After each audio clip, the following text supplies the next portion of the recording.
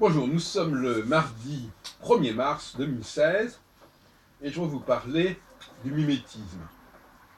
Il y a plusieurs formes de mimétisme et on a tendance à les confondre. Il y a le mimétisme qui concerne le groupe auquel on appartient. Je veux imiter mon propre groupe, puisque j'en suis membre. Et il y a le mimétisme qui consiste à imiter l'autre groupe, un autre groupe que celui auquel on appartient. On pourrait parler d'un mimétisme interne, d'un mimétisme externe. Le problème, c'est que il n'est pas si simple de déterminer et de circonscrire les groupes. Je peux par exemple me tromper. Prenons le cas de la France. Qu'est-ce que ce serait un mimétisme qui dit « je veux être français » ? Tu veux quoi être français ? Je peux avoir un mimétisme interne par rapport à un groupe auquel j'appartiens en France. Parce que la France est constituée de différents groupes, par définition, socioculturels, professionnels, religieux, géographiques, etc. Donc, ce que je crois être un mimétisme interne peut en réalité être un mimétisme externe, si mon identification est fausse, ou si elle est trop générale, ou si elle n'est pas assez spécifique. Par exemple, une femme peut dire « Moi, je me considère comme française, je considère que comme un citoyen français, et donc ce qui est propre à la France me concerne. »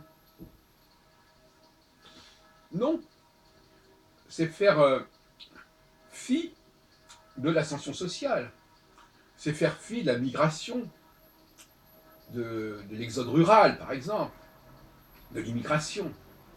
Donc on ne peut pas, comme cela, projeter la notion de mimétisme à l'échelle de la France, et encore moins à l'échelle de l'Europe. Ça doit être un mimétisme interne, c'est un mimétisme qui ne peut s'apparenter et s'associer qu'à un groupe au sein d'un ensemble. Il ne peut pas se projeter sur l'ensemble des groupes. Il doit se projeter sur un groupe. Donc il faut déjà identifier le groupe auquel on appartient. Pourquoi ? Parce que ce groupe nous donne les clés de ce que nous sommes, quelque part. Nous donne les clés de ce que nous pouvons devenir. De façon, disons, plus rationnelle. C'est-à-dire, voilà, bon, si c'est quelqu'un qui est de mon propre groupe, alors mon propre groupe dans tous les sens du terme, n'est-ce pas ? Avec ses propres limitations, raciales, culturelles, sociales, professionnelles, régionales, etc., etc. À partir du moment où je choisis comme cible, en quelque sorte, de mon mimétisme interne, quelque chose qui est réellement pertinent pour moi, c'est-à-dire qui me représente, qui me correspond véritablement, là j'ai une information utile.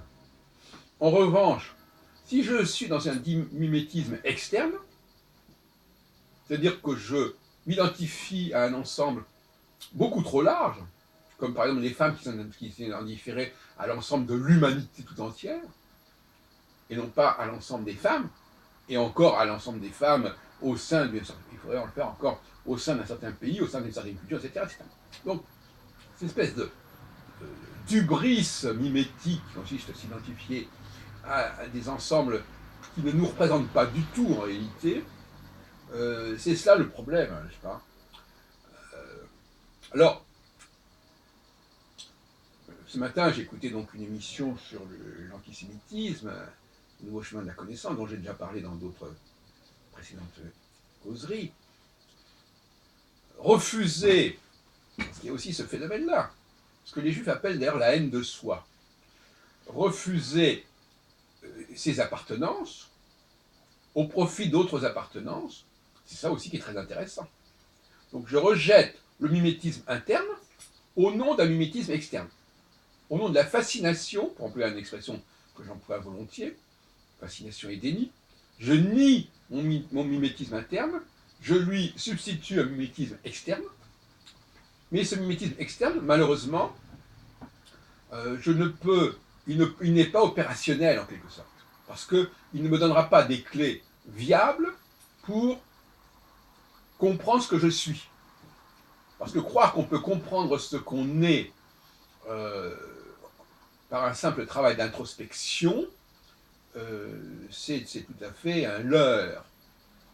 Je ne dis pas du tout pour autant, et je passerai donc à ce deuxième volet de ma causerie, je ne dis pas du tout pour autant que le fait qu'on est dans un mimétisme, que l'on soit dans un mimétisme interne, ne signifie pas qu'il n'y a pas un travail à mener pour explorer, pour exploiter ces facultés.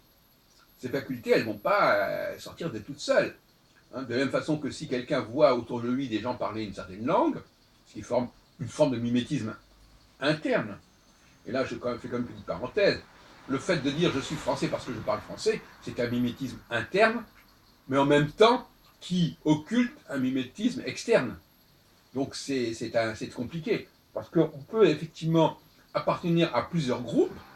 Un groupe très large, comme celui des gens qui parlent le français, et un groupe beaucoup plus étroit, qui est celui de telle et telle catégorie. Alors, il ne faudrait pas non plus que. Alors, donc il y a aussi une cohabitation entre les différents mimétismes, au sein d'une même personne. Mais de toute façon, l'enfant qui voit autour de lui parler une certaine langue, il faut que c'est à lui quand même de déclencher le processus linguistique. Il a une idée de ce que ça peut être. Il a une idée de ce vers quoi il doit tendre, mais c'est à lui de faire le travail. Donc je ne suis pas du tout en train de minimiser le travail personnel sur soi-même qu'il faut accomplir, en aucune façon. De la même façon qu'un garçon qui s'identifie parce qu'il appartient à un milieu relativement bien protégé, qui a fait des réalisations assez remarquables. Je pense par exemple à un juif rénan, il a quand même des exemples assez édifiants de personnalités qui ont marqué leur époque, et qui ont marqué d'ailleurs notre époque aussi. Donc ça peut être motivant. Hein. De même que quelqu'un, par exemple, qui se lance dans des études de physique, bon, il peut très bien dire, ah ben oui, mais je voudrais bien être un nouveau Newton, ou un nouveau ceci, et Einstein, etc. Mais encore faut-il qu'il y parvienne. Il est possible qu'en effet, il en ait les potentialités, s'il fait bien partie du groupe en question, mais il peut aussi ne pas les avoir développés pour toutes sortes de raisons, parce qu'il a vécu dans un milieu qui n'était pas favorable, parce qu'il a vécu dans un milieu qui développait des valeurs qui n'étaient pas appropriées à son cas, parce que par définition, on a la promiscuité des mimétismes. Un garçon qui vit sous l'influence des femmes, bah, il va y avoir des valeurs féminines qui ne lui conviennent pas et qui peuvent l'empêcher de s'épanouir, qui peuvent retarder son épanouissement. Et inversement, une jeune fille qui vit dans un milieu trop fortement marqué par un mimétisme masculin et qui, à tort ou à raison, s'identifie à ce groupe parce que c'est sa famille. Et le problème de la famille, c'est que qu'est-ce que ça veut dire une famille? La famille, c'est un ensemble extrêmement hétéroclite. Il y a les hommes, il y a les femmes, sans parler d'autres catégories. Donc là aussi, l'identification, le processus identitaire est très important et peut fausser quand cette identitarité, elle est complexe, elle est confuse, elle est entremêlée. En 1978, j'ai créé le cercle d'études et de recherche sur l'identité juive. Et ça fait quand même pas mal d'années.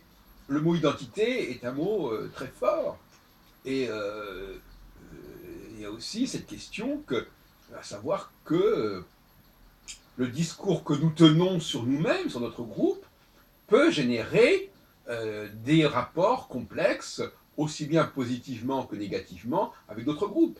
Donc ce discours identitaire, il n'est pas du tout insignifiant et indifférent et innocent. Il peut aussi générer quelque chose de plus ou moins favorable ou défavorable.